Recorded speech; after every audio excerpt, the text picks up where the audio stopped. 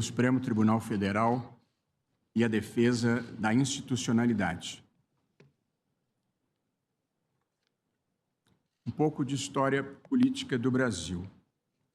Em novembro de 1891, Deodoro da Fonseca, primeiro presidente da República, renunciou após uma tentativa fracassada de golpe de Estado. Foi substituído pelo vice-presidente Floriano Peixoto, que, violando a Constituição, deixou de convocar eleições e permaneceu ilegitimamente no poder até 1894.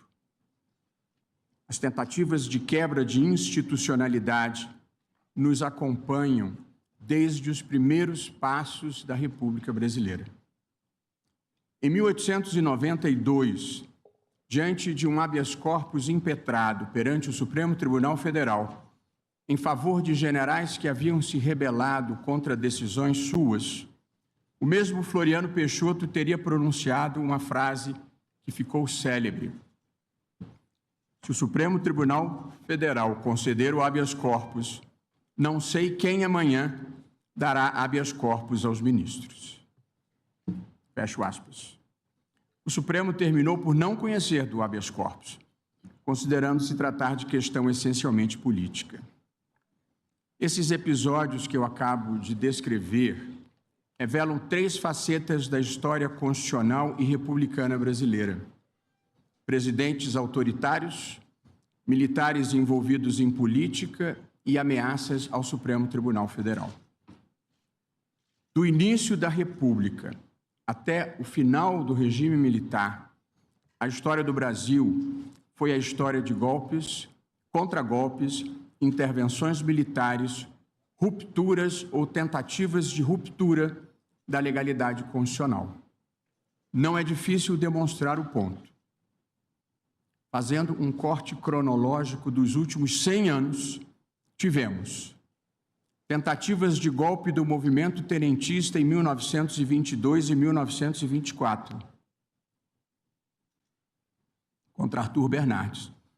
A Revolução de 30, a Revolução Constitucionalista de São Paulo de 32, a Intentona Comunista de 1935, o golpe do Estado Novo de 1937, a destituição de Getúlio Vargas em 1945, o contragolpe preventivo do Marechal Lott em 1955 para assegurar a posse de Juscelino Kubitschek e duas rebeliões contra Juscelino Kubitschek, Jacareacanga em 1956 e Aragarças em 1959. A lista continua e inclui o veto dos ministros militares à posse do vice-presidente João Goulart quando da renúncia de Jânio Quadros em 1961. O golpe militar de 64, a prorrogação do mandato de Castelo Branco com o cancelamento das eleições de 1965. O ato institucional número 5 de 1968.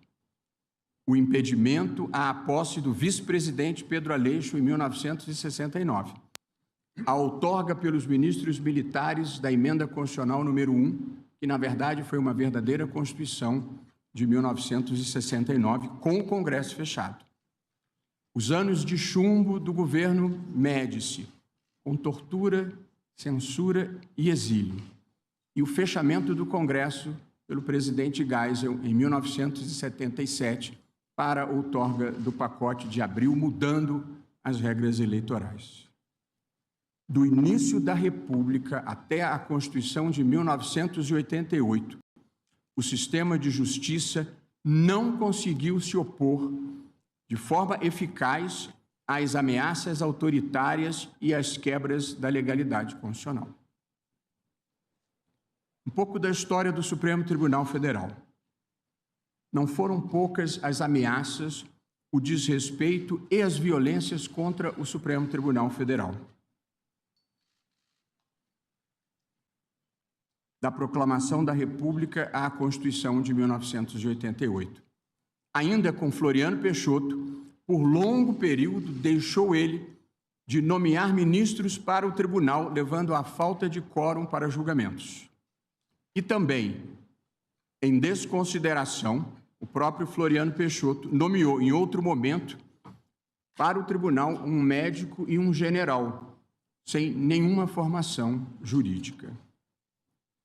Em 1931, Getúlio Vargas reduziu o número de ministros e aposentou compulsoriamente, por decreto, 6 deles, em retaliação aos que haviam condenado os insurrectos dos movimentos de 1922 e 24. Ainda sob Vargas, em 1937, a Constituição do Estado Novo previu que decisões do Supremo que declarassem a inconstitucionalidade de lei podiam ser submetidas ao Congresso e derrubadas. Em janeiro de 1969, o regime militar aposentou compulsoriamente, com base no Ato Institucional número 5 de 68, os ministros Evandro Lins e Silva, Victor Nunes Leal e Hermes Lima.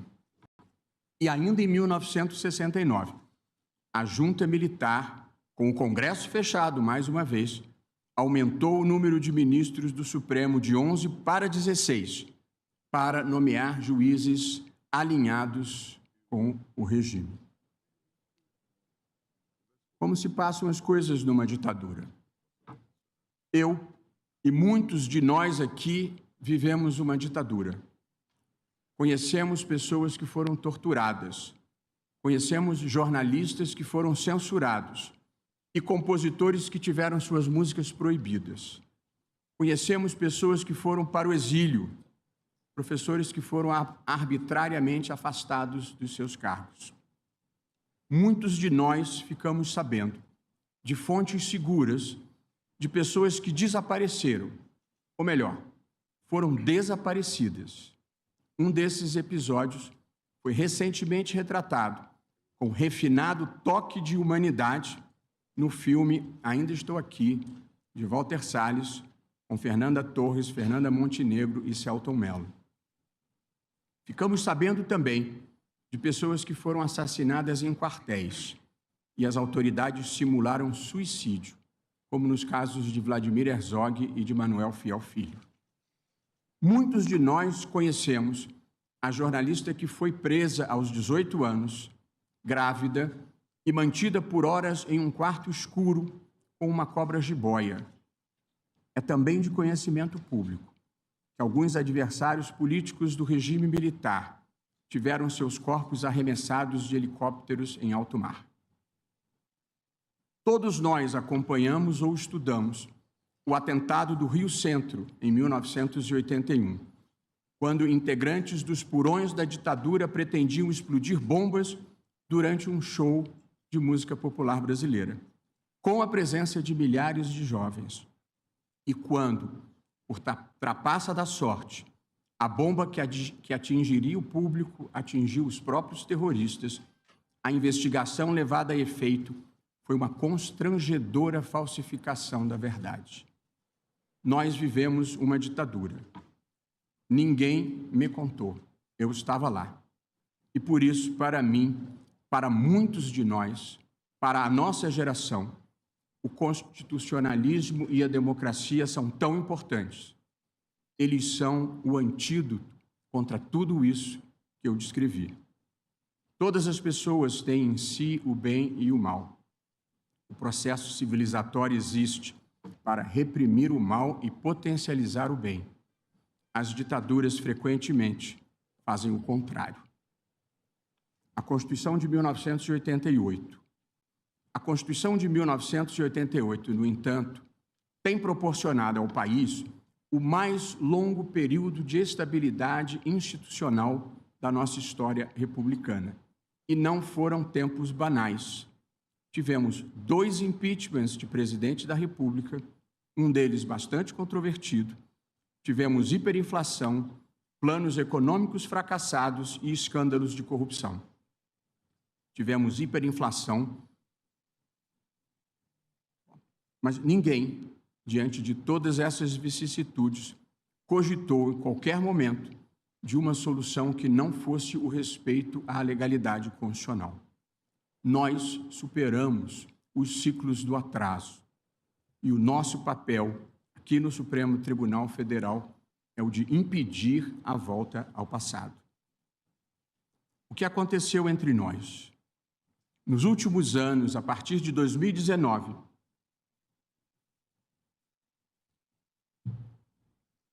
vivemos episódios que incluíram tentativa de atentado terrorista bomba no aeroporto de Brasília, tentativa de invasão da sede da Polícia Federal, tentativa de explosão de bomba no Supremo Tribunal Federal, acusações reiteradamente falsas de fraude eleitoral na eleição presidencial. Também houve mudança de relatório das Forças Armadas, que havia concluído pela ausência de qualquer tipo de fraude nas urnas eletrônicas. Houve ameaças à vida e à integridade física de ministros do Supremo Tribunal Federal, que se repetem até hoje, inclusive com pedido de impeachment. Acampamentos de milhares de pessoas em portas de quartéis pedindo a deposição do presidente eleito. Tudo culminando em 8 de janeiro de 2023, com a invasão e depredação da sede dos 3 poderes da República. E de acordo com a denúncia do Procurador-Geral da República, ainda por ser julgada, uma tentativa de golpe que incluía plano para assassinar o presidente da República, o vice-presidente e um ministro do Supremo Tribunal Federal. Foi necessário um tribunal independente e atuante para evitar o colapso das instituições, como ocorreu em vários países do mundo, do leste europeu à América Latina. Estão em curso, perante este tribunal, perante a primeira turma deste tribunal, ações penais que buscam apurar as responsabilidades por crimes diversos contra o Estado Democrático de Direito, previstos em lei, aprovada em setembro de 2021. A denúncia da Procuradoria-Geral da República foi aceita com base em indícios de crime. As ações penais têm sido conduzidas com observância do devido processo legal, com transparência em todas as fases do julgamento. Sessões públicas acompanhadas por advogados, pela imprensa e pela sociedade. Advogados experientes e qualificados ofereceram contraditório. Há nos autos confissões, áudios, vídeos, textos e outras